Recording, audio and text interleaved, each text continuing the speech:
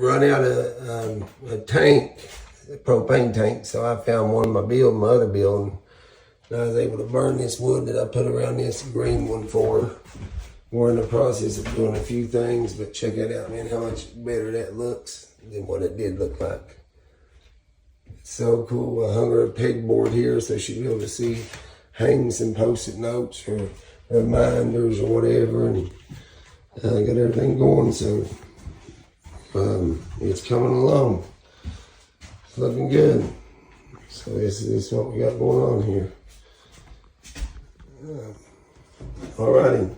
And I added a light here. That way it would like show place all of our wax melts and everything. Alright. Oh, and I put air conditioner. I went here and bought air conditioner off one of my buddies today. I only wanted a 5,000 BTU. This is an 8,000 BTU. And he bought it 2 years ago and used it 6 months. That's when I was taking care of that rental property he lived in. He only used it for 6 months.